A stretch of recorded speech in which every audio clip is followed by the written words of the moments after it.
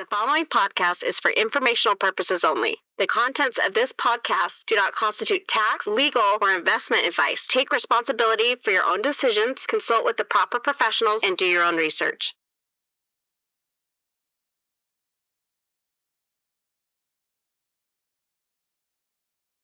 What really motivates me is helping an entrepreneur discover something, be successful, help them solve problems, watching them be successful without making the same errors and mistakes that I did or others did.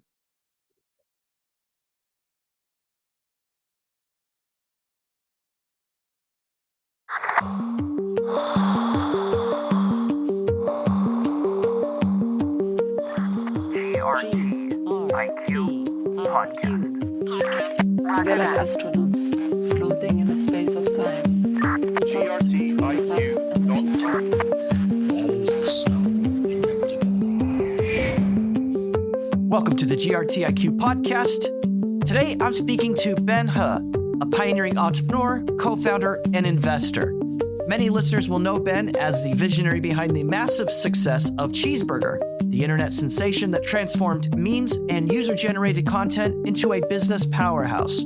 Ben's career spans decades of innovation, from his early entrepreneurial efforts to his role as a thought leader in Web3. He's currently an integral part of the Orange DAO, where he continues to champion tech, Web3, crypto, and DAOs. During this interview, we explore Ben's remarkable journey from growing up the son of immigrants, his time at Northwestern University, the rise and exit of Cheezburger, to his current work empowering the next generation of Web3 entrepreneurs. I think you'll find Ben's insights into meme culture, decentralized systems, and entrepreneurship are second to none. I started the conversation with Ben by asking about where he's from. I was actually born in Korea, and I lived there till I was 11. I'm what they call a third culture kid, which means that I actually spent time somewhere else before immigrating to the United States. So I spent some time in Hong Kong. And to date myself a little bit, this is Hong Kong during colonial British rule. Like, that's a thing. It made a pretty serious impact on me as, 11, 12, 13, 14, because I saw this kind of intersection between the West and the East. And I got to do it with a lot of freedom, because in Hong Kong, you can just and Seoul both, you could just go out as a child and feel perfectly safe and then come home and then get yelled at by your parents while riding the public transit, right? Which is not a thing in most of the United States. I was pretty adventurous as a kid because I think I had the freedom to kind of roam around, and my parents were busy, latchkey kid. And I moved to, of all places, when I landed in the States, Sacramento, California, which is not the Sacramento, California that people know right today. It's a lot more Sacramento-y back then. In doing research for the interview, you've done some TED Talks and you've done some public speaking, and one of them was on immigration. That's a big part of your background and your story. Talk to us about that. I've had other immigrants that have moved to the United States on the podcast. How did that shape your worldview and sort of how you approach life? I had to immigrate twice, right? So once as like a child, 11 years old, and my parents to Hong Kong, and then I had to immigrate again at the age of 14. And, the second time around, you're like, this is hard. Because you actually have to do a part of the immigration yourself, but you're not an adult. The United States, most places in the world are not that strict about immigration. The narrative around immigration in the United States is centered around legal, illegal. And the truth of the matter is the laws here are so strict and sometimes so contradictory that it is very difficult to be an immigrant and stay, quote unquote, perfectly legal. Your visas can expire and then you can unexpire them. So are you legal when the visa's expired? It's a labyrinthine system, as they describe it. And I really had to fight that, even as a minor. And so you grow up very quickly and you learn to navigate the legal side of your immigration, because it's just no one's going to help you with that. And so that was kind of the mark that the immigration system left on me when I came to the States. Other guests have mentioned, I'm going to say it's a burden, but I don't know if it is, but sort of this burden of the parents sacrificing so much and immigrating and moving their family, that there's a little bit of a burden to the first generation children to make the most of it and to work extra hard and to put a lot of effort into things.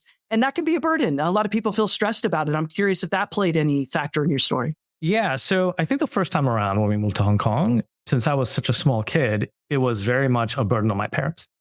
The second time around when we moved to the States, it was actually a burden on me as well. I'm the only fluent English speaker of the family. And so when it came to like understanding how to make our household finances work or to sign a lease, there's this like 15-year-old kid having to navigate that for my parents, which still continues to this day.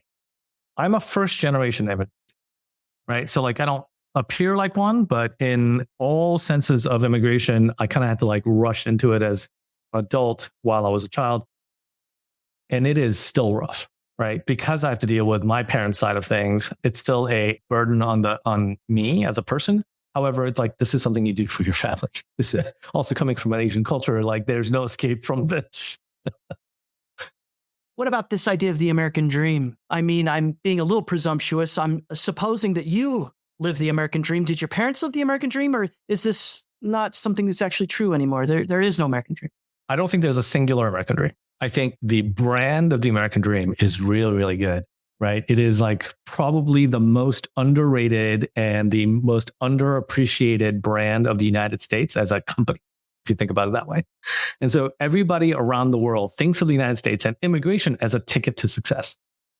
And for the vast majority of them, it's kind of you have to, right? Either you make it as an immigrant or you're on the streets. And there's a reason why there's a lot of immigrants who are not on the streets, because for them to get here, whether it's skilled or unskilled immigration, like they have to figure it out. They have to put food on the table for their family, send money back home, or whatever it is that they have to do. It's do or die. The American dream is a function of that. If you came here, you better make something out of it. And I think it's become far more difficult, yet at the same time, we don't have a choice. You have to make it. And so for me, my American dream wasn't mine. It was my parents, right? Because coming here as a kid, you're just like, okay, like what choice do I have? And then you get here and you're like, oh, well, I need to go to college. How the heck are we going to pay for that? And so you have to figure it out. And I think that kind of Edisonian, necessity is the mother of all invention, right? Like it's kind of like that for a lot of immigrants. Well, you mentioned college there. You eventually went on to Northwestern University. So you figured out a way to sort of solve for this in your own life, but you studied journalism and sociology. Talk to us about how you sort of landed in those two disciplines. Most immigrants don't come to the United States to get a liberal arts education. Right. Right. You're going to invest private school money into something. Well, you better as well have an ROI. My parents didn't know enough about what I should do in life, and they didn't push me enough or in the way that most immigrant parents do. But they also gave me the freedom to go explore what I wanted to do. And I made a completely illogical financial choice. And then I'm like, well, I guess I'm going to a trade school, which journalism school is. Even if it's at a top university, it's still teaching you a craft and a trade, which was really nice to learn because there's something you can do and make money doing. However, it wasn't the stepping stone that most people use to like get ahead in life. The largest cohort out of my class, I think, ended up going to law school. So like Northwestern Journalism School is a great way to get into law school. I couldn't afford grad school. So I was like, okay, it's time to go on my own. And I started going into business because what am I going to do with a journalism degree other than just, be a journalist? And that isn't the best living. What are your thoughts on the state of journalism? I mean, if we talk about immigration, that's a pretty loaded topic in today's environment, but I would say journalism as well. I know you moved on from it, but do you think about that, the state of journalism in this country? Very much so. I think it was a real passion of mine to understand how people consume information, people consume media, to hit two hot topic buttons in a row. When I was graduating from journalism school, it was 1999. And so it was literally like peak newspaper time. So newspapers were worth billions of dollars. The internet revolution still hadn't hit. People didn't understand the impact it was going to have on ad rates and things like that. Literally, newspapers were given regional monopolies to act as a public service, and which they weren't doing. And so there was this I think misconception of journalism was this noble thing, and the internet kind of laid waste to that incentive model where it was no longer about quote unquote impartiality. The internet basically said, if you can drive eyeballs, if you can drive engagement, if you can drive clicks, that's what the business is about. And there's no doubt about it that internet has become far more business oriented in terms of its own economics, primarily because the economics of journalism went really, really south. And so it was very difficult to make a living as a real journalist. Does Web3, blockchain, crypto, does this modern technology address maybe the challenges we're facing in journalism as you've described? I think there are ways to address communications and platforms and walled gardens. And I think that comes before journalism can actually thrive on it. So right now, the incentive model of advertising says if you have eyeballs and if you can keep people on your site and keep them clicking, then you can make money. And that's how you survive as a business. And you can spend a small portion of your business focusing on the things that are public good that you want to do.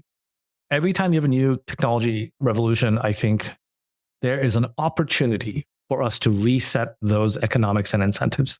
And the problem with journalism today is that it's ad driven, right? So you have to rob attention from one side of your day, and you have to be willing to direct that attention towards advertisers or a piece of content that generates those eyeballs. And so it doesn't have the economics that you need to drive real independence.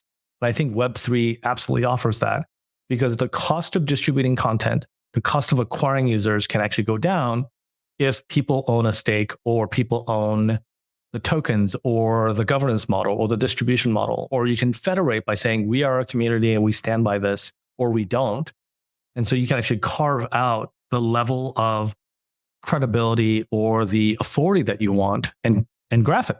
That's literally what's happened, is that the social graph got owned by a handful of big companies, and we're all paying a tax to actually distribute through those graphs. So let's return back to your story. You, as we talked about, got a degree at Northwestern, pursuing a degree in journalism and sociology. You shifted to business after realizing that you probably made a little bit of a mistake. How did you get started professionally upon graduation? What did you get doing? So this is 1999, 2000, where some of the forward-thinking newspaper publishers realized that their classified advertising business, which drove 40% of their profits, were going to get blown up by the internet. And so they launched a company to actually go take those classifieds and preempt that and go build an online version. The same way that Hulu became the streaming arm of Disney ABC and cut a deal with a bunch of other people, the newspaper consortiums actually did the same thing and decided to build a classified engine on the internet, which still survives to this day. What they didn't realize was that Craigslist was the competitor, not other newspapers or other big technology companies. Craigslist is the classifieds, and it is only the classifieds. And the Craigslist business model is just unbeatable. And so I could see that coming, and I was like, okay, well, I'm working for this internet company owned by newspapers, and I don't know that that's where I want to stay. And so I did the frying pan into the fire. So I started my own internet technology company in Chicago, January of 2000, just as the tech bubble was bursting. And that was bad timing, terrible timing, also terrible location to build a tech company. I kind of look at your career in buckets, and forgive me again, it's a little presumptuous, but in 2007, you founded Cheezburger, which we're going to talk a little bit about here. It was a huge success. But if we think about sort of this period of time upon graduation to Cheezburger, what are some of the lessons that you sort of draw from that early part of your career? I was the guy that was willing to say yes to things that other people were hesitant to say yes to. And this is, I think, when you're young, when you have the energy, and when you don't have the scar tissue of having been in business for a long time, these are the things that you can say yes to. When I was running Cheezburger, it was more about wanting to leave my existing job, which was too many hours and just kind of not a boss that I enjoyed working with. Then it was I think this is a great business idea, and therefore I should go build a business. It was okay, I'd rather do this. I'd rather post cat photos on a blog on the internet than work at this technology job as a product manager. So yes, sure, I guess I'll do that. Why not? And it was that why not part that really became, oh crap, now there's the Great Recession, and now I've got to pay the bills. And how do I see this as an opportunity instead of a liability? How do I turn this disadvantage of running a blog network that nobody understood really but it's got a lot of traffic. A lot of people want this. What the heck is this thing? Right? And what the heck is 4chan? Well, let's dive into that a little bit here. So you've shared a little bit about the origins of Cheezburger, but for any listeners that may be not familiar with what that is and what it did, can you just tell us again a little bit of the backstory there, the origins and what it was? Yeah. So this was before anybody in the mainstream, or really even on the internet, really knew what a meme was, or even knew how to say meme, because it's spelled meme. If you think about it, people were posting cat photos with captions on them in these like internet forums, 4chan, something awful, right? And they were being used as the shorthand for the beginning of what we call today internet culture. Culture on the internet at that point was not really seen as a distinct culture outside of pop culture. So the pop culture was it, and there was really nothing beyond that. And the internet was like creating its own vernacular. And so I ended up becoming internet friends with two people, Eric and Carrie, who started this website called I Can Has Cheezburger. And they were reposting submissions from people on the internet. I ended up buying the website from them with investor money. If you think about it, it's absolutely bonkers. I was living in Seattle at the time and decided to run it full time. Ended up acquiring a company, a website called Failable, and ended up building hundreds of our own sites based on the knowledge and the understanding of like internet culture and memes. And because also at the time, from a business perspective, we could acquire somebody else's blog on WordPress and integrate it and basically get a return on investment in 3 months or less. And it was like a astounding business because we had scale and we could generate revenues per user that was far greater than any other blog network at the time. And so we became one of the top destinations on the internet. And you just couldn't tell from the front. Like, you know, we would call ourselves a reverse mullet strategy, right? We were like party in the front, business in the back. And so it didn't look like a real business. And so we would get these like funny like emails from people after I would like do like an interview or whatever. And they're like, I just thought you guys were like two dudes in a basement. Right. And then we're like, we have the spirit of two dudes in a basement. That's key. It's really an amazing story. And I mean, Cheezburger went on, just for listeners that lack the context, to have 375 million page views per month. I mean, an epic success. Did you know at the time that you were involved in something like this? I mean, you talk about kind of the early days of meme and what is a meme, and early days of internet culture and what is internet culture. Did you know that you were sort of a pioneer on this at the time? I think in the beginning, it was a matter of survival. It was like, okay, how do I pay the bills? How do I pay my employees? How do I keep this thing growing? And then there was a point in which it felt like, oh, we are definitely onto something that is different and new. And part of it was, if you're in an industry and no one recognizes you as an industry, you have to declare that you are an industry, right? And so you have to go out and say, podcasting is an industry, right? And we are a leader in that industry. And so you have to create the category and convince people that the category is real and growing. And I remember actually having to go to New York a lot to sell advertising for the website, and having to explain to ad agencies in New York that user-generated content isn't something they should be afraid of, that the vast majority of content in the world is going to be user-generated, and just like show them kind of the future. And even to them, it was very scary, and then they couldn't understand it. And it was like the press started calling. And that's when it was like, oh, okay, I think it's going to be okay. I think we're onto something really big, and I think we're the leader in the space. What is somebody in a position like that? And I think these rocket rides are rare. I mean, Web3 is a little weird because it seems like everybody's looking for a rocket, but they're not ubiquitous. And clearly, this was a huge success. What is growing and scaling something like that? I'm sure at first it's exciting, but there's got to be a moment where this seems very real and with huge implications. Yeah, it's step number one, make sure your website stay up, right? Your infrastructure needs to stay up. This isn't like the blockchain where you can like ship smart contracts and then be like, Vitalik, please take care of it. You know, it's like you have to like feed the servers and make sure you don't have bottlenecks and you can actually scale. We had an amazing partner in WordPress and Matt Mullenweg, and we've decided like they were going to be our front end infrastructure, and then we have to run the back end. And so we had to work with great partners to figure out how do we scale this thing.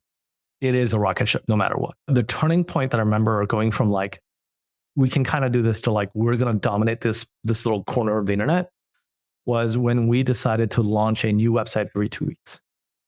So we were like on a plan to launch a new website every 2 months.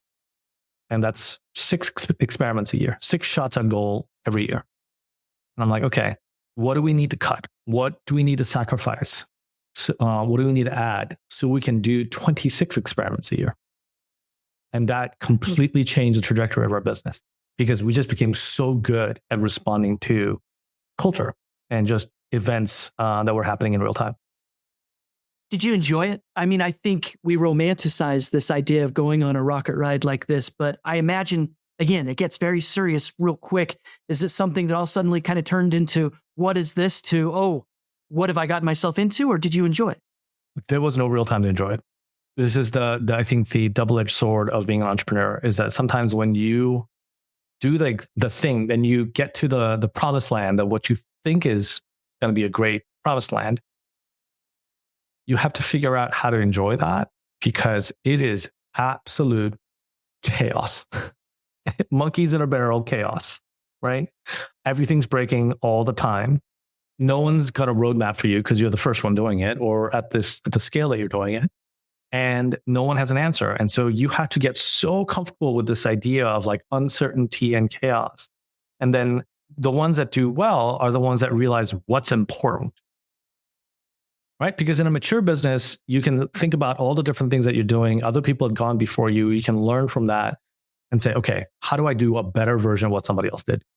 In the case of Cheezburger, when there wasn't really somebody that came before you, you're like, okay, we have all these videos coming in through Failblog of basically people getting kicked in the nuts, right?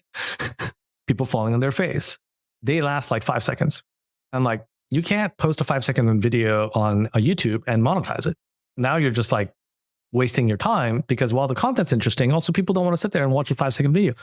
It's like, okay, how do we lengthen a 5-second video in which we have nothing else? It's like, okay, there's an intro, there's an outro. Okay, that gives you a few more seconds. And then what we're going to do is we're going to slow down the video to like 1/3. And we're going to attach that to the end and we're going to loop it. And now you've got a video that's over 30 seconds. And once you're over 30 seconds, you can start to monetize. Like it was just like, what else we got? that's the only thing we had. And the next thing you know, we had more views on our YouTube channel than Michael Jackson. And it was like absolutely insane. We're like, oh. And then everybody else is like copying the same format because they realize, oh, these guys figured out something.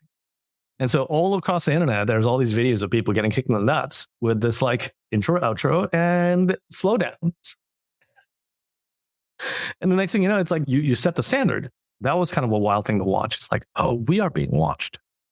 I guess I have to ask this question about returning to your personal story and being the son of immigrants. I mean, your parents are watching all this and are somewhat involved. They're seeing this happen. I mean, what's their experience? What are they saying? Are they shocked that their son in this country has gone on to do Cheezburger? So that's the part.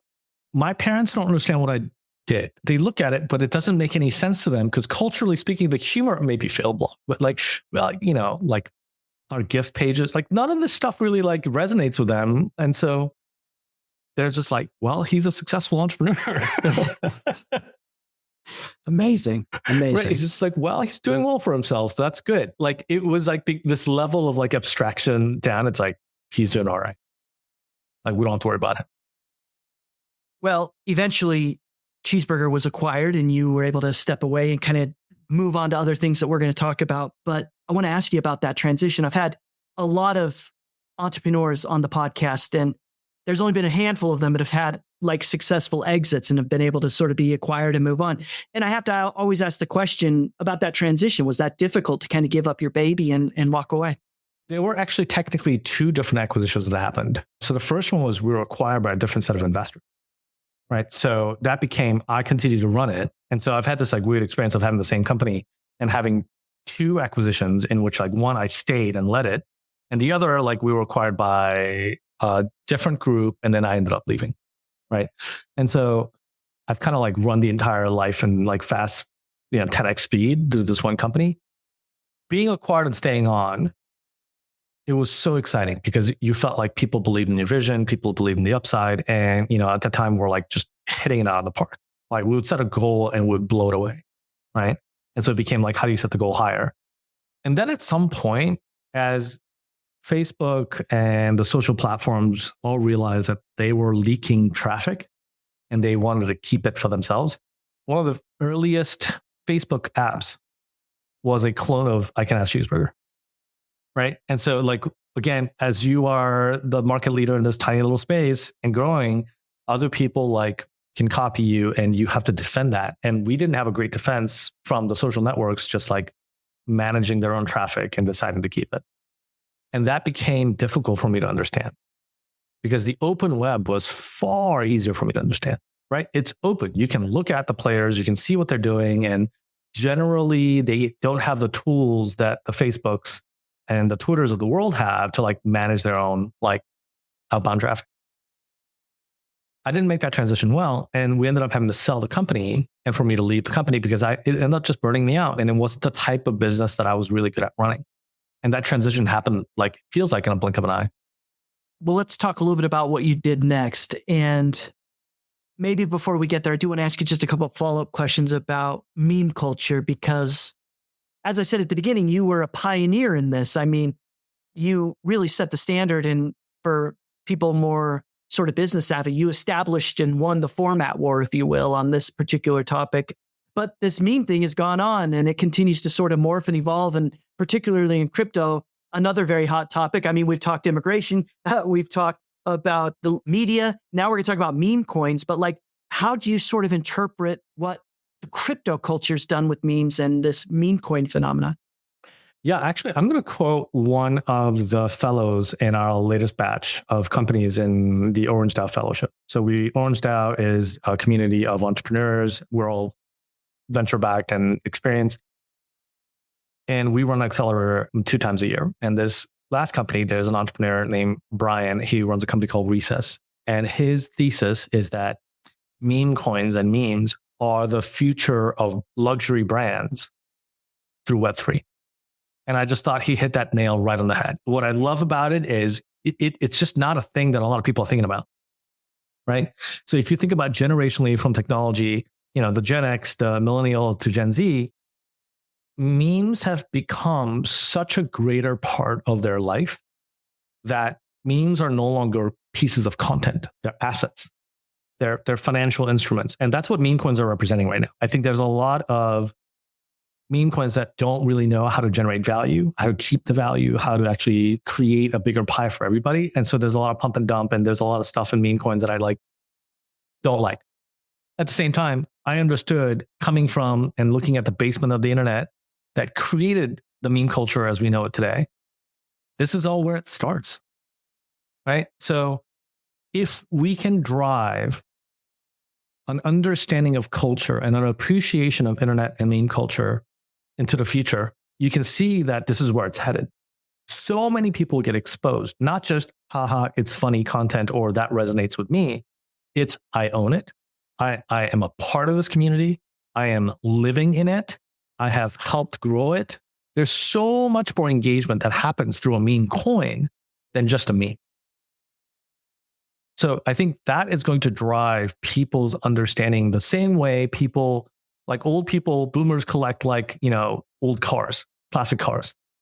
When Gen Z becomes boomers, they will be looking back at meme coins and going, oh man, what a good time.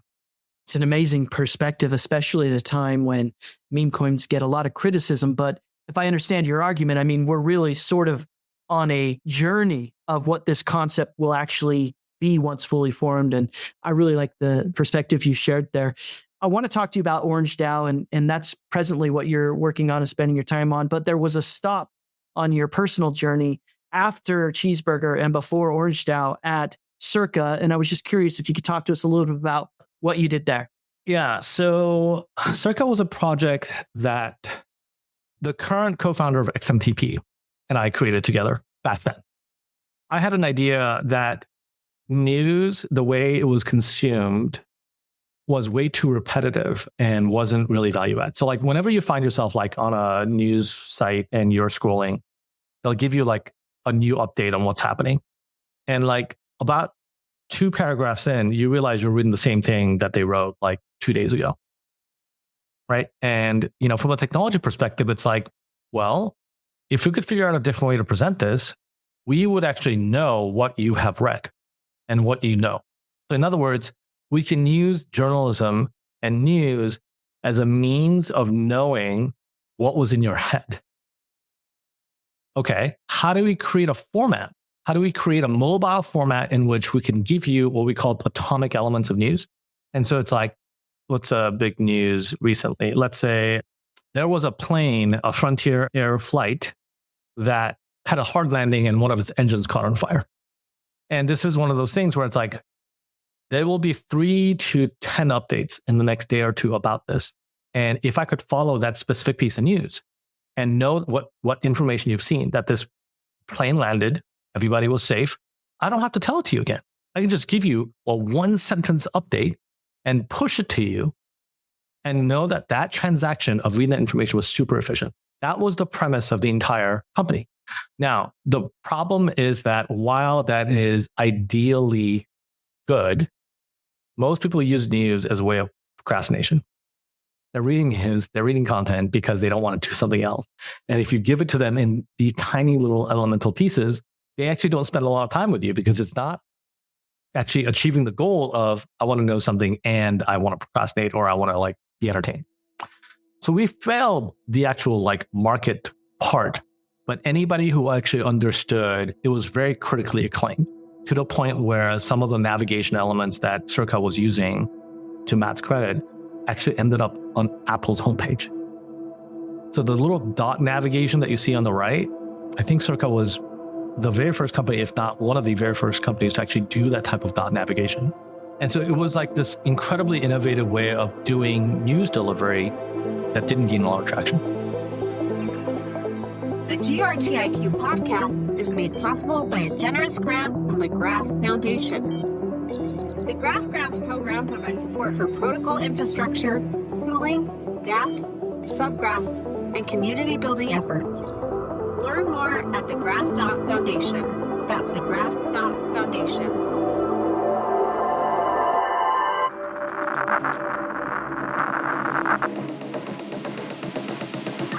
Hi, this is GRTiQ, and thank you for listening. Activate. Listeners who enjoy this content can help support the GRTiQ podcast by leaving a review or a 5-star rating wherever they download podcasts, by sharing episodes on social media, or by simply telling a friend or colleague about something they heard or learned from one of our guests. It's support from listeners like you that make it possible for us to keep shining a light on the people and stories behind Web3 and the graph.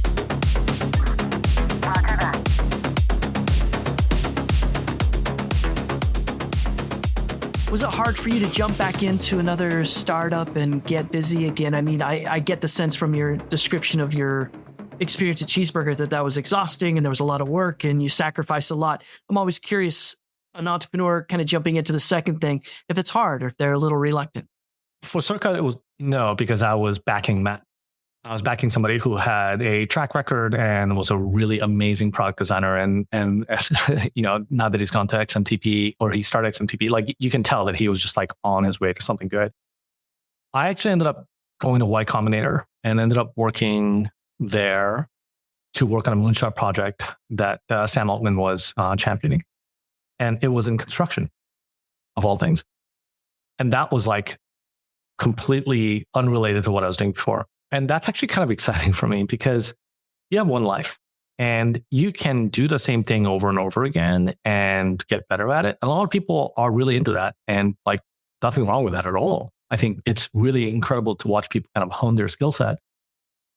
Also at the same time, I am more interested in something different, something new, something that I can learn from, which is what got me from media to internet memes to Circa, then Y Combinator, then construction tech, and then to DAOs and crypto.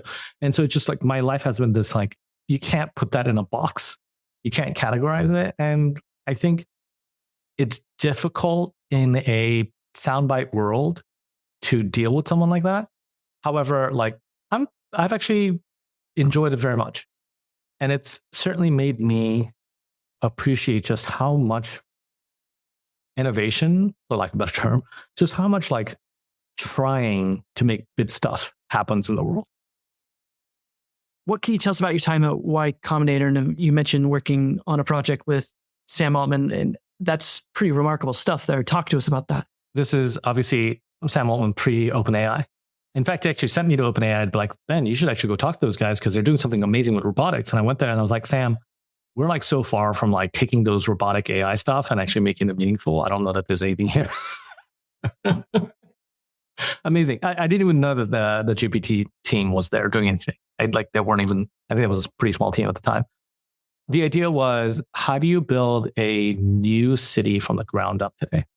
And so if you think about cities, they're all founded around transportation corridors. Trade was like the reason why you'd have a city. And a city is great as a network. And what's amazing about cities is that they are decentralized, right? So if you think about the Bay Area or LA or any major metropolitan area, there's no real central authority. There's a bunch of small authorities that they actually network together. And the productivity of a single human being that enters a high density city is far greater there than anywhere else. Like cities are the most productive geolocated engines of the world. And today, I think it's very fashionable to think about companies as being remote. I run a remote company, totally get that. But those remote people do live in a city. They are somewhere. And that somewhere actually absolutely makes a difference. I want to pause here and ask you about the nature of entrepreneurship. And clearly you're still on your journey and you get, because of what you're doing at Orange DAO, you get the opportunity to kind of continue to work with entrepreneurs and do that type of thing. But at this stage in your career, and I'm talking kind of Y Combinator, working on Circa, what are some of the main lessons you learned about entrepreneurship that you could share with us? Maybe the 2 or 3 characteristics that you think sort of explain or define what a successful entrepreneur looks like. Yeah, I think it's important to segment entrepreneurship into the growth stages, or the pre-product market fit, the growth, and then the mature stages of a company. And so when we talk about entrepreneurship, we're really referring to like the first 2 parts. The part 3 mature companies, they tend to be managers, not entrepreneurs. Even during growth, a lot of them switch to being managers. An entrepreneur is willing to do what other people have decided, consciously, unconsciously, that it's not worth it.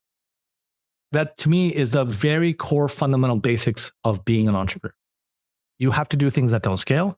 You have to roll up your sleeves when no one else is willing to. You have to enter markets that no one believes in, and you have to make it work. And so a lot of entrepreneurs, I think, see other entrepreneurs and they forget about the time that entrepreneur had to do the thing that nobody believed in, right? And you have to believe in yourself, your market, your idea, or the team enough to go through that chasm between I believe and they believe.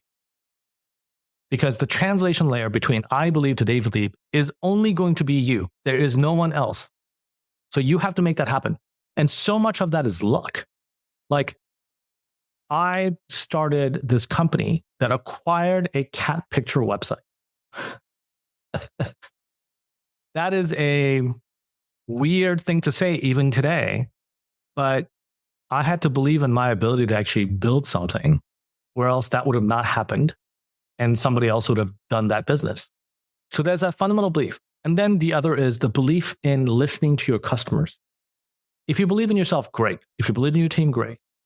You can build something, but it's not going to be valuable until you listen to your customers. You have to talk to them. You have to serve them. You have to understand what their life is like and to build something that they love to use. And so those 2 things, belief in you or your market or whatever, and then listening to your customers are the 2 fundamental pieces of any entrepreneur. What about this question about conviction and drive? I mean, not the question of whether you need it or not, but maybe the source of it. I mean, sometimes it's they have to have passion, or no, they just need to kind of be persistent and fall in love with their idea. I mean, do you have sort of a thesis around the importance of conviction and where it must kind of come from? This is actually a very interesting topic because you can have conviction in yourself and your idea, but in most cases, it's wrong. This is like not a controversial take, but this is like a hard take. This is where chances are the idea that you start out with the assumptions you had about the market, because most entrepreneurs are first timers, right? It is not going to be right. And so if you have conviction that you are right, then you're going to be wrong, right? If you have conviction that you will figure it out, then you're going to be okay, because then it opens you to listening to customers or to others, to people who have gone before you. But if you insist that you are right in the face of the market has more money and the market can outlast you. So who do you want to be? Are you going to be an entrepreneur or somebody with an idea? Do we undervalue the role of luck in the story of entrepreneurs? I mean, I always think about how we self-select these success stories because we only read about the successful ones. We don't hear about the ones that never made it. Survivorship bias. Absolutely. And I think that's the part I think people misunderstand about the narrative around entrepreneurship is that the stuff that you don't hear about could fill the internet, right? It's just like, we don't talk about the failures. It's important to talk about them because I think they serve as a lesson, but also at the same time, failures they follow a pattern, right? I can tell you that 99% of business failures fall into like a handful of categories. You didn't raise enough money, you didn't have the right team, you didn't listen to your customers. Like it's just like a classic case of like pattern matching. It's very easy to pattern match failures. It is very, very hard to pattern match successes. And I think that's where like the media and podcasts like this play an amazing role, is that there are some commonalities, but every success is really a different path. And in fact, one successful entrepreneur creates too much competition to follow them, and therefore the path gets shut down, right? You can't succeed the same way that somebody who had before you was successful. It's very hard to do so. It's very hard to follow. And so I think the takeaway here is the uniqueness of the path of success you will have to figure out. But most failures tend to follow very simple patterns. I've had the opportunity to interview people that have worked with Andy Grove. I've had the opportunity to interview people that worked with Bill Gates. You've met Sam Altman, somebody who's having quite an impact in tech right now. What can you tell us about Sam and your experiences sort of working with him? For me, Sam was like super easy to work with. He valued his time. I valued mine. I didn't have to do a lot of bullshit. I was like, Sam, this is the deal that I want to do. And he's like, okay, let's do it. Like, he just thought about it for a second. And I think he had good heuristics. He had good mental models as to how things worked. And even if you came to him with a novel new thing, he knew where to kind of classify it and how to like quantify that risk or the opportunity, and could make a very quick decision about it. He was also super ambitious, right? And so if you're ambitious and somebody else is, it's a great match. The vast majority of entrepreneurs fail with their partners because the ambitions don't match. One's far more ambitious than the other, and one's going to drive the other one nuts, right? If that ambition mismatches. So in a business partner, that's really important. And I saw him for that project, for that moonshot project. He was clearly the partner there for me. And there's one other partner, Dora, who was there as well. And the three of us were like just absolutely crazy people. How do we build a new city? Well, maybe if we think of the primary mode of transport as drones, maybe we can build a city in the middle of a desert. Okay, with solar power as like the major backing. Great. Who's got a lot of desert? Oh, well, why don't we go to Mexico? I mean, it was like, let's call the president of Mexico. Like the logical outcome of the discussions we had just sounded like insane, crazy people. And that was what was really fun about being there. It was like, okay, well, what do we know about special economic zones that we're going to propose to the president of Mexico? Well, we don't. Can we call up this Nobel laureate who won a Nobel Prize in special economic zones? Yeah, let's do that. So like the amount of time it took me to reach that conclusion of like, what do we need to do was like 30 seconds. We're going to call the president of Mexico and propose a special economic zone using the theories of a Nobel laureate. Not hard.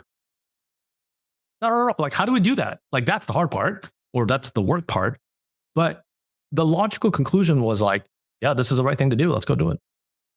Well, let's turn now our attention to Orange Fund and Orange DAO. So talk to us about the origin story there, how you sort of came into this and what you're working on. Most of my entrepreneur friends who have been successful in one way, shape, or form are now investors. What's funny is that all of those friends who have been successful in their own unique way end up going into investing, and they're doing the same thing as everyone else. And so like, hey, did we learn anything? right? What did we learn from being entrepreneurs? What's unique about what we're doing? So anytime you see a success, the best way to understand it is to work backwards. Not like, how did they do it? It's, if I want to achieve that today, what would I need to do in order to get there? And so the best investors in the world have amazing networks of other entrepreneurs. They have a portfolio of companies and other founders who are referring good deals, good entrepreneurs, and helping out the network and things like that. And so we're like, okay, we have crypto. What can we do to crypto to build the network before we have our own as a VC firm? And so we're like, okay, let's create a DAO. Let's create a network of founders who are willing to help each other, and we'll give tokens to people who help each other, which can be used for governance. And then I think the timing was absolutely excellent. This was like early 2001. And we ended up being able to recruit, I think, 1,500 founders to this network. And so before we had a successful fund, we had a successful network. And I'm like, okay, this is the way to go. This is how we build momentum. This is how we build a referral network so we can build a better fund. Because the alternative is we invest and 10 years later, we have alumni and they're willing to refer. And so let's advance this thing forward 10 years and start with the end, which is the network, and then we build the fund.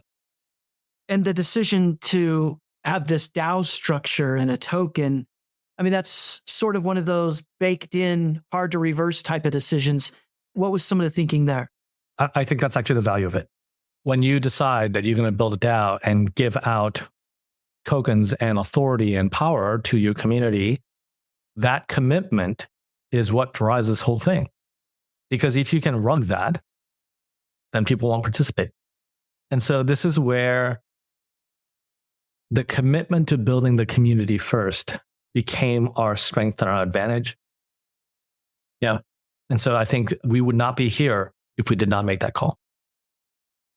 Well, let's talk about where you are today and what here is. So tell us about Orange DAO membership and projects and the people you get to work with.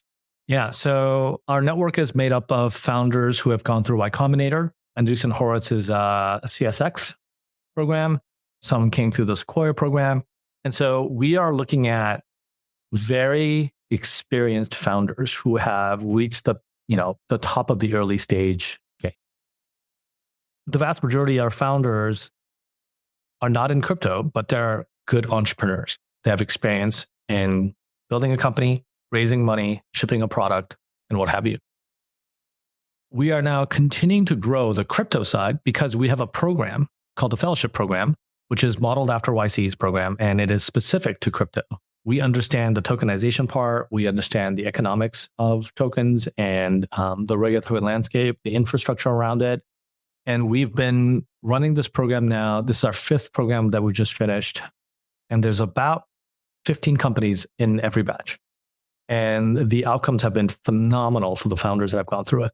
And I think it's where, as a founder, once you've gone through the process of building a company, you are willing to help out others. And it is stitched together by the existence of a governance token that allows us to actually have a say in how that community is run. And so we provide an investment, $100,000. The applications run every 6 months, and some are rolling. They're open right now on orangedao.xyz, and people can apply. And we see thousands of applications every season. It's a highly competitive program. I think we let in less than 1% last batch. For any listeners who would like to be part of that, or at least take a swing, what's the best way for them to sort of explore more and get to know more about Orange DAO? Yeah, so we also just acquired Launchcaster.xyz, which is the platform where you can actually test out your product ideas. It's like the product hunt of Web3. And so we want that to be the front page of entrepreneurship going forward. And you can go launch a product there. You can apply for our program with the experience that you have. And we accept people, who just came straight out of college all the way to multiple repeat founders. It doesn't matter how much or how little experience you have. What matters to us is that you can build, that you can show that you can build, and that you are focused on building something that people love to use. In another interview, you said that DAOs can be the operating system of the future because they're software first and transparent. You've mentioned DAOs a couple times before sort of formally talking about it here, but do you have high conviction for DAOs? I mean, this is not an aberration of Web3. This is something that will persist. Yeah, I think the idea that if you think about the creation of a corporation, it was built in an age in which software as a concept did not exist. You had to take action on your shares through lawyers, letters, or markets. And we have collapsed that into an entirely just this thin stack of software. If you have token, you can vote. That's it. Super simple. That creates a lot of responsibility as the token holder to understand what you're voting on, to be a part of the organization, especially when the rules aren't very clear or the rules haven't been kind of disseminated via means to like the culture of the internet. It is more power and easier to use by orders of magnitude than a share when it comes to governance and having a voice. So I think that stack will continue to mature. I think it'll happen in fits and starts. I don't know that DAO is the right word for that going forward. I think every technology generation has to figure out what the marketing side of this is going to be. But yeah, I absolutely think that if you're going to be participating in networks of the future, it's going to happen through tokens. So Ben, it's clear that you're a very brilliant and accomplished guy. You've had some incredible success in business, and I imagine someone like you can sort of pick and choose the types of things they want to work on and be involved with. Where does your conviction for crypto, Web3, and again, Web3 is one of these disputed terms. Maybe that's not a term that you use, but where does your conviction sort of for crypto in this industry come from? I think that the arc over history to giving people what they want is probably one of the strongest. I think that kind of underpins even our belief in democracy, not the other way around, right? And so for an average human being to get what they want control, they want value, right? And they want to have some upside. The reason I love Web3 is that it fundamentally understands that without the need to believe in a third party to give it to you. I think what's missing and undervalued is the idea of agency. And what's been interesting to watch is that we have this growth of AI, which is actually giving people the ability to filter information from a wide variety of sources and actually summarize it to give me more agency. And every single piece of technology that's been created, I think, is giving the average user more power and knowledge and more control over what they own. And crypto, I think, ties that together so well that that's why I want to do this. Ben, earlier when you were talking about kind of the life cycle or stages of entrepreneurship and this crossing the chasm from early stage entrepreneur to maybe more of a managerial sense, I want to ask that same sort of question or that paradigm in the context of Web3 or crypto, the industry, and crossing that chasm to greater adoption or consumer-facing dApps. If it's correct that we're not there yet, the question is, what is it going to take to get us there? Yeah, I think we saw in the last cycle that NFTs were this like incredible cultural connector between Web3 and what people want to own and want to participate in. I think the nosebleed valuations that were really created by the macroeconomic conditions and just like people needing to have a place to put their money to see or to grow and to, the functional need to speculate for a lot of people drove that price up to unsustainable levels. When I see stuff like that, you can pretty much bet that it'll happen again, right? And so it's not going to happen again in the way that it's predictable or really useful. But that desire to own, to participate, and do it through an intermediary that is trustworthy because it's software and that it can be verifiable is a really good foundation.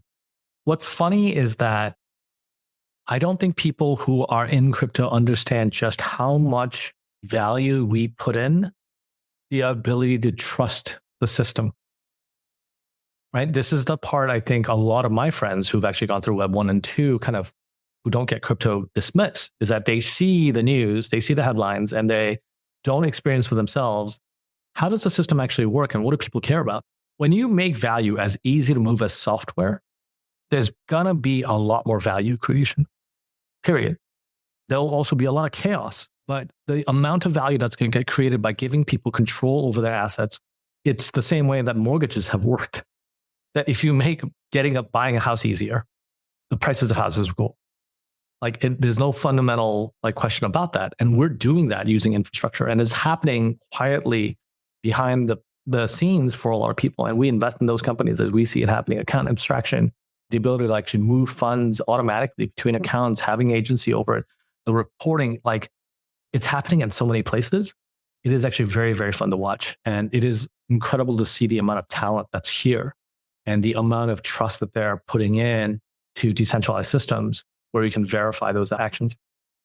If you put on your historian's lens for a minute here and kind of place Web3, how do you see it in relationship to Web2? I mean, is it, and this is a pretty common question I ask on the podcast, but is it a revolution against the quote unquote sins of Web2? Is it an evolution, sort of like this is just the natural progression of tech and what it would do, or something else? How do you place it? I think Web3 has a lot more analogy with Web1 than it does with Web2. Every successful technology is a revolt against the flaws of the previous system. Whether we are successful at curing the flaws of the system or we just create a different set of lords over the other, that's an interesting question. That, who knows if that's going to happen or not. But every technological revolution creates an opportunity for someone other than those in charge to be successful. Web 1 was a lot of noise, a lot of ups and downs, and took a long time, and there were a lot of naysayers. Web 2, the revolution was really under the radar, and by the time the networks had shown up, the social networks had actually taken power, that was already part of the system. Web 3, we're not creating a shadow financial system. In fact, we're not creating a financial system that's going to replace the existing one. We're actually creating a side chain to the existing financial network. It is going to coexist until it is no longer deniable that this is the mainstream. The same way internet culture did when people dismissed it. It's a bunch of cat photos with misspelled captions. Who would love this stuff? This makes absolutely no sense. And here we are. Blockchain to me is the same level of usefulness. It's not until it is. And when it is, it's going to be too late for most mainstream people to understand that it is too late. And this is the only way to actually work in technology, is to be too early. Otherwise, you're just going to miss the whole thing. Fully evolved is Web3, as you said there, and I might be mischaracterizing what you said there, but is it a side chain to finance, or is it much more broad, meaning that it'll swallow other types of industry or use cases? It will absolutely swallow other industries, because a distributed ledger or decentralized ledger system is much more functional and useful when there's more than just value on it, right? So we think of the financial system as primarily existing of value and transactions. And that's the wrong way to look at the blockchain. The blockchain also contains information, right? Information in ways that are surprising and delightful and weird and things like that. And the best financial traders of the world see the financial system as a system of information, not a system of value. The value is an outcome of understanding of the information. And so the more information we put on chain, the more interesting and more valuable it becomes. This is the core of network effects. And so, yeah, this is where I'm really excited to see weird stuff on chain, right? Memes on chain is fantastic. You can't value it. And you can see the last generation NFTs as memes on chain. Ben, I've only got a few more questions for you, and I really appreciate the time you've given to me. It's been so much fun to learn about your story and to welcome another really cool, pioneering entrepreneurial story to the GRTiQ podcast. And so super grateful that you joined. My first question is about then the things you're seeing in Web3 by virtue of what you're working on at Orange DAO. Clearly, you're seeing some projects that are exciting, maybe some new verticals, but can you shed some light on things that are kind of making you excited about the future? I'll give you two examples. One is a social network that is based on chain. So people own the spaces that they're actually building, that only exists as a desktop open experience, not trapped in an app, not TikTok, completely different, where it is open-ended and you can build and browse a web page together with one another in real time. So you and I can actually go to the same web page, not a screen share. but like literally to like the same Amazon shopping page and like shop together. Right? And it's called teleport. And that is completely orthogonal to every social experience that we've experienced so far. And in fact, it was tried in Web 1. The technology just wasn't there because like the video streaming and all those capabilities were just like rudimentary. And now you can actually take like a group road trip through the internet with your friend. And it's built on the fundamental thesis that like it is no longer acceptable to be a walled garden social. And that's actually going to be a fun way to actually own parts of that experience. The other is a blockchain called Rise. There's also another blockchain company called Zero Gravity. Rise is creating a blockchain that's as fast and as capable as the backend of an app. If you were to insert a blockchain today, a high performance blockchain today, it's not fast enough and it can't do enough compute to really serve as the backend of like a mobile app. Like we're just not producing blocks that are big enough or fast enough, right? It just costs too much gas to do that. And this team decided that they actually wanted to build a chain with a functional capability of the backend of a mobile app. And then Vitalik invested after us, right? So this is like, oh, that's a major cosign. The other is this company called Zero Gravity, which is another blockchain, and it is based on AI. It's based on making AI open and transparent so that we can actually invest in a model that is verifiable so that we know that the AI is serving humanity's needs, not the interests of its own corporate overlord. And so like you're seeing two ideas around a blockchain that is completely different from one another. And this is the kind of part you're like, wow, these are ambitious entrepreneurs, and they're incredibly capable and technical. The second question I want to ask you is the importance of decentralization. I think there's arguments to be made about when does Web3 stop being and behaving like Web3 and not just Web 2.0.2. Is decentralization a core component here? There's a fundamental myth about decentralization, and it's hard to address because everybody thinks about it a little bit differently, but don't realize that they are because they use the word decentralization as if it actually means something. It doesn't really mean anything. Decentralization is a direction towards giving more people authority and power than we did before. It is also a technique, but the technique is so varied. Like I just gave you three examples of companies where decentralization is the core of the identity, yet we couldn't tell you what that was. Everybody's kind of doing it differently. The flip side of decentralization is that while you can decentralize authority, and you should, you cannot decentralize accountability and be successful. You cannot say because we're decentralized that nobody is accountable for the actions of the network. That is absolutely not true. Somebody is and must be in order for the network to actually be healthy and move forward and scale. And then the final question I want to ask you before I ask you the GRTiQ 10 is about conviction. I asked you about it earlier, but I want to know about yours. What drives you? Where does your conviction come from? I think at this point in my life, it is not about the technology. The technology is interesting. I love using the technology, and there's some rough edges that are painful. It's interesting, and I think it's a good canvas for entrepreneurs to actually go build something. What really motivates me is helping an entrepreneur discover something, be successful, help solve problems, watching them be successful without making the same errors, mistakes that I did or others did. At this point, I take more joy being a coach than I am a player.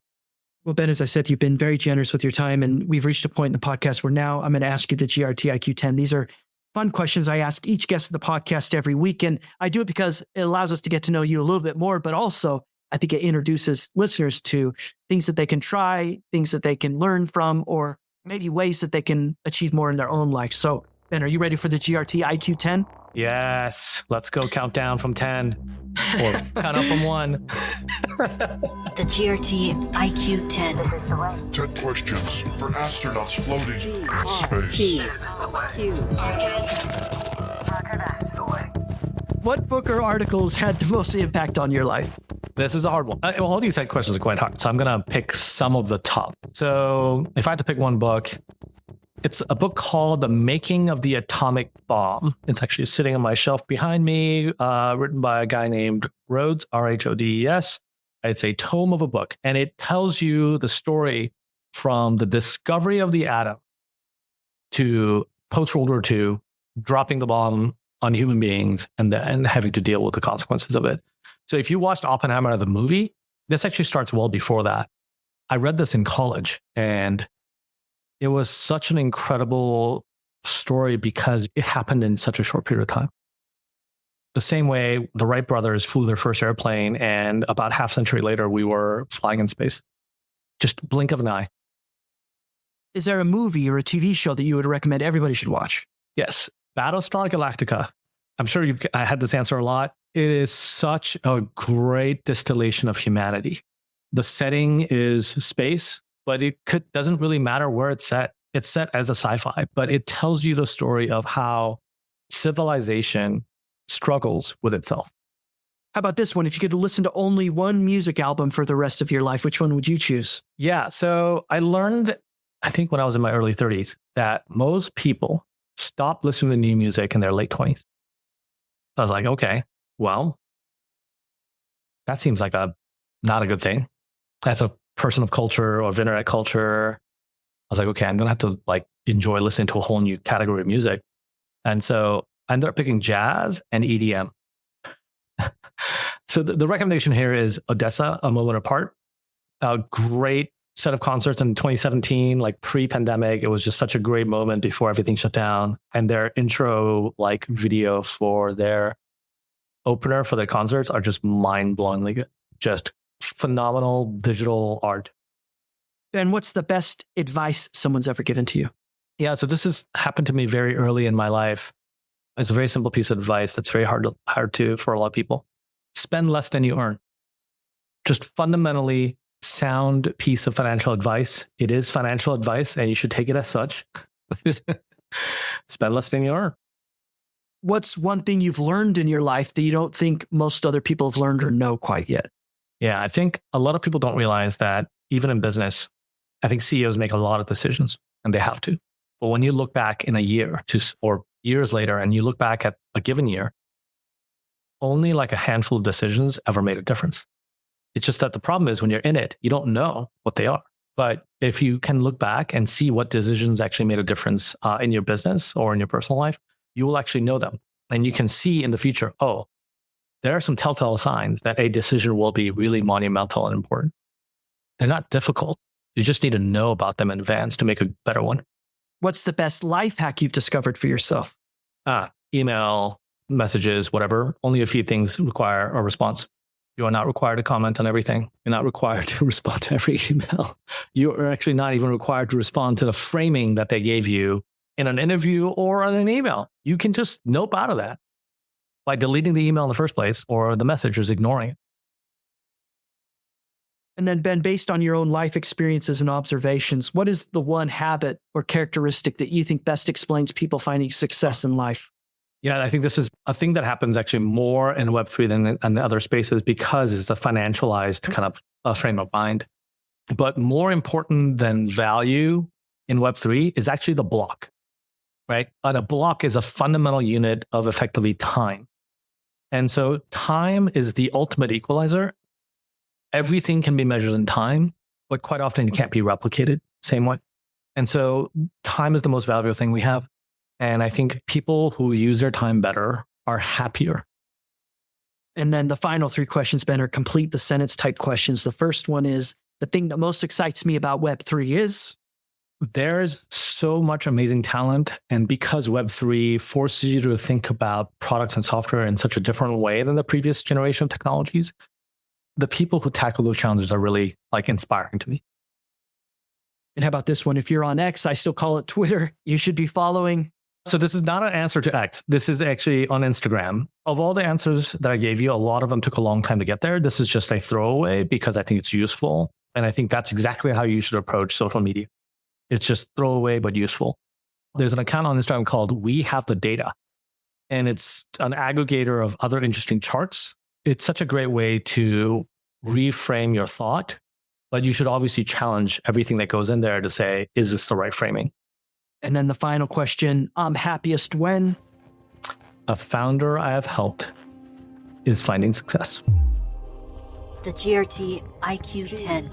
And I show you how deep the rabbit hole goes.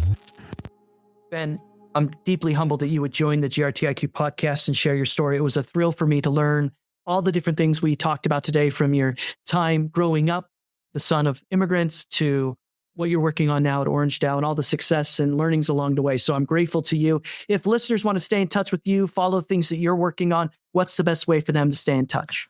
Yeah, orangedao.xyz. There's a newsletter. Also, they can apply for a fellowship program. That is the most value you can get from me. Instead of just following me on Twitter and elsewhere, that's really the front page for me. This has been a production of the GRTiQ podcast. For more information, including detailed show notes, visit grtiq.com/podcast. That's grtiq.com/podcast.